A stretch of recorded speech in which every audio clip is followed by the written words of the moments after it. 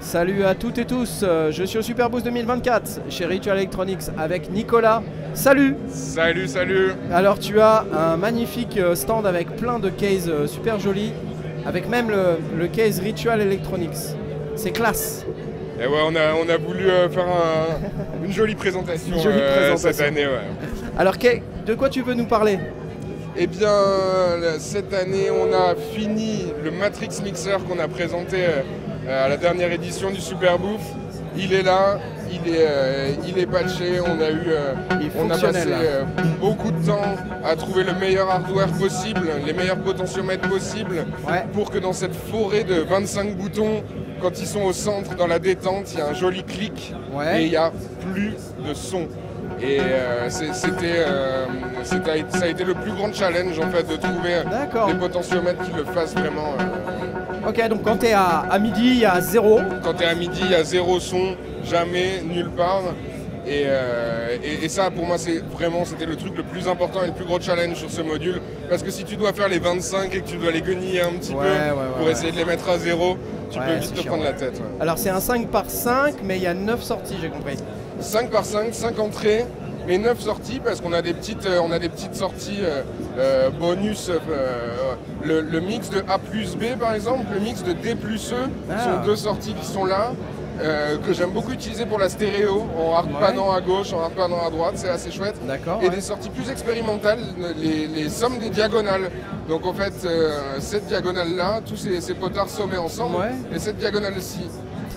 Celle-là, elle est assez intéressante parce que quand on fait un patch de type matrice d'auxiliaire, un peu en mettant une sortie dans une entrée dans la sortie avec des effets, c'est l'endroit où on va avoir l'envoi sur lui-même en fait de l'effet. Et donc on va avoir en général un truc bien imprévisible, bien énervé dans cette diagonale-là. Ça permet de mettre un peu de mystère en fait dans son patch parce que c'est pas vraiment là qu'on contrôle les choses d'habitude. Non, je comprends, c'est marrant. Alors du coup en plus tu peux patcher le module sur lui-même, si j'ai bien compris aussi. Ouais, pour faire alors des là trucs par rigolos, exemple sur mon premier canal là, j'ai donc juste un câble qui relie la sortie et l'entrée.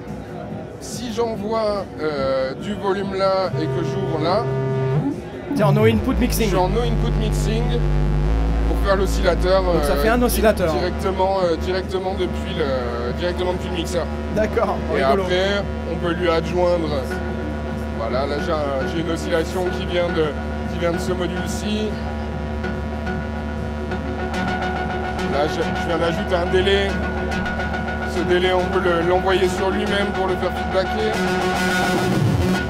Wouh. Allez.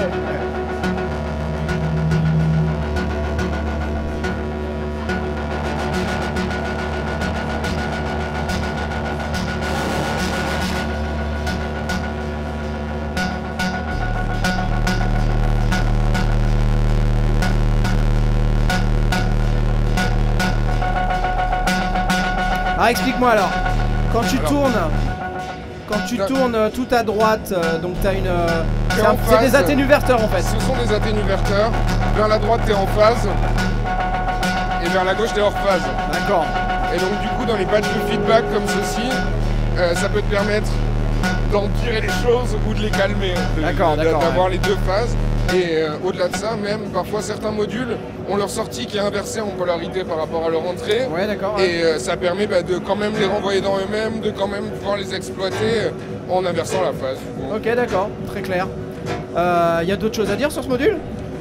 Il y a un truc assez chouette niveau interaction avec le module, c'est que le switch qui fait AC, donc audio, ou DC, donc contrôle voltage plutôt, il n'y en a qu'un. Au lieu d'en avoir un par sortie, parce qu'en général je vois pas trop l'utilité d'avoir un mixeur matriciel avec un peu de CV et un peu d'audio, c'est un cas qu'on utilise rarement. Donc là en fait je contrôle des switches analogiques qui viennent mettre des condensateurs qui viennent bloquer le DC sur toutes les sorties d'un coup en fait. Plutôt que d'avoir plein de petits switches, ça permet d'économiser de la place et d'avoir une expérience, une interaction avec le module qui est un peu plus sympa. Je comprends, ok, c'est clair. Et je crois que tu avais un autre module aussi, celui-là. Qu'on voit ici, pas patché, qui est un WCA, c'est un peu le prochain sur la liste. Donc celui-là sort celui-là sort le mois prochain. Ouais, ouais. Il est en précommande en ce moment sur le site de Ritual et le mois prochain chez nos revendeurs et sur notre site. À quel tarif? À quel tarif? Alors en ce moment, il est réduit à 420 € TTC et il passe à 490 € TTC en prix magasin. D'accord. Dans combien? Tu sais pas? Dans un mois, il sera chez tout le monde. Dans un mois après le Super Boost, dépêchez-vous. Ouais, ok. Et donc ouais, le prochain sur la liste, c'est ce WCA qui est là, Fascina. Donc il est là, pas patché, on peut voir ce qui se passe. Il a quelques particularités ce VCA. La première, c'est que j'ai toujours été un peu triste que la plupart des VCA aient des atténuateurs sur les CV et non pas des atténuverteurs. C'est vraiment un thème chez Ritual Electronics. C'est-à-dire qu'on peut mettre le level, le bias, le volume haut et venir retrancher du volume avec le CV après coup, plutôt que de forcément aller du silence vers le bruit, aller du bruit vers le silence. D'accord. Ouais, et il a une deuxième entrée CV qu'on appelle l'entrée contrôle qui est switchable entre CV et audio. Et en mode audio, ça engage un envelope follower.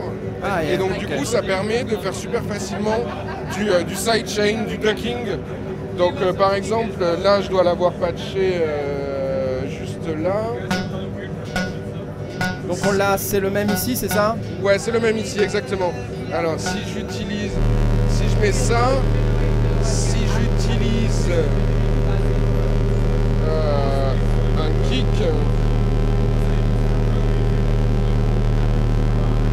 Patchalarrache.com. Ouais, bien sûr. Allez. On sait ce qu'on fait. Allez.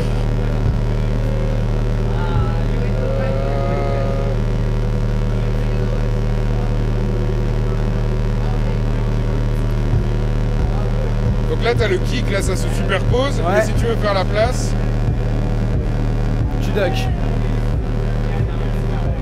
Tu viens ducker le truc avec le kick. Après, tu peux rajouter du drive parce que chez Ritual Electronics, il faut une petite quantité de distorsion quand même. Et on a également sur ce VCA, on a également un anti-click. Quand tu fais des basslines, tu vas dans les basses, avec des enveloppes très rapides parce que tu veux garder le truc snappy. Parfois ton VCA il fait poc poc poc poc poc. Ouais, ok, ouais. Et là donc on a un système qui en gros attend que ton entrée traverse zéro, tu vois, passe par le zéro crossing pour déclencher l'enveloppe. D'accord. Donc ça t'enlève complètement tous les poc poc poc possibles. Quoi. Bah c'est chouette. Nickel. Je crois qu'on a oublié de dire, il y avait un limiteur aussi là-dessus. Hein, ouais, c'est vrai qu'on n'a pas dit. Ici, donc chaque potard a un gain de 1.5 voilà, sur chaque truc. Parce qu'il y a quelques modules qui ont besoin d'un petit coup de boost pour partir en feedback. Et également la matrice elle-même, avec le truc de juste mettre un câble pour la faire osciller, elle a besoin de cette petite amplification. D'accord, et amplification, mais également limiteur qui vient, un genre de soft limiting qui vient se mettre en place autour de 13-14 volts peak-to-peak. Parce que quand on utilise ça avec des délais, quand on utilise ça un peu pour un feedback, t'as pas envie que ça monte aux bornes de ton ampli, mais que ça vienne faire des gros carrés pas jolis. Ouais, c'est clair, c'est clair. Et bah écoute, c'est super. Combien pour le VCA? Le VCA pour l'instant, il n'y a pas de tarif et il n'y a pas de date, quoi. On sait pas encore. On sait pas encore. Ok, ça marche. Bah en tout cas, écoute, merci beaucoup pour la présentation. C'était super cool. C'était Ritual Electronics. On était au Super Boost 2024. Abonnez-vous. Bon Super Boost. Salut. Ciao.